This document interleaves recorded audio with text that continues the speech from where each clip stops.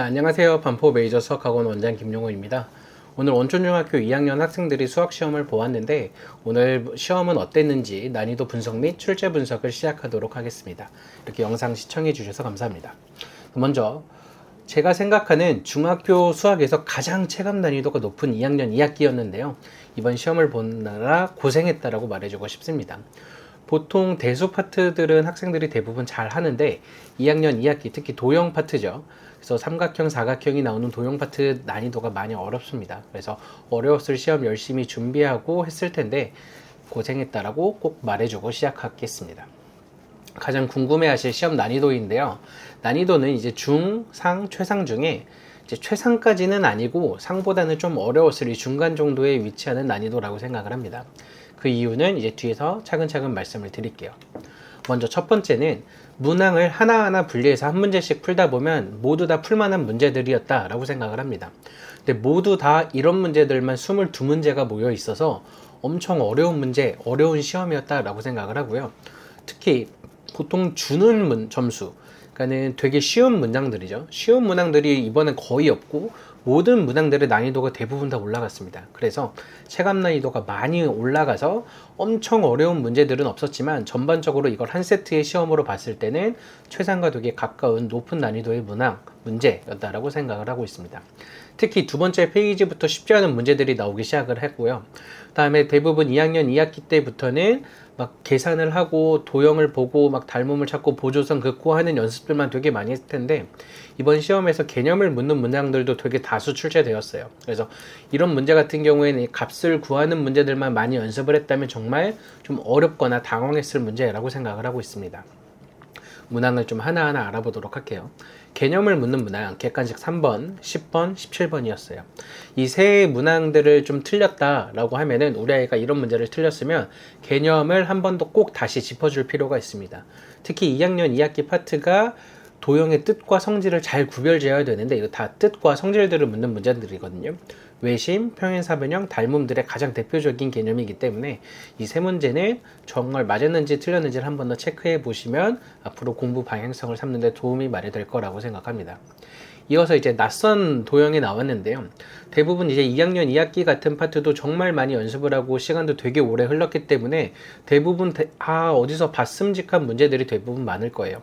근데 이번 객관식 5번 문항 같은 경우에는 좀 도형이 낯설게 학생들이 좀 많이 느껴졌을 겁니다. 근데 다행히도 옳지 않은 것을 고르는 객관식 문제였고요. 1번이 되게 누가 봐도 뻔하게 옳지 않은 보기였거든요. 그래서 2번, 3번, 4번, 5번이 왜 맞는지 확인을 하지 않더라도 1번만 체크하고 넘겨서 답을 맞추는 데는 크게 어렵진 않았겠지만 2, 3, 4, 5번이 왜 맞았는지를 보여라 라고 했으면 정말 어려웠을 문제라고 생각을 하고 있습니다. 다음 이제 고난이도 문항으로 객관식 14번입니다. 객관식 14번 같은 경우도 보조선 등을 각각 통해서 닮음 또는 정삼각형을 찾아야 되는 문제인데 이런 문제가 좀 익숙하지 않은 경우가 되게 많을 거예요.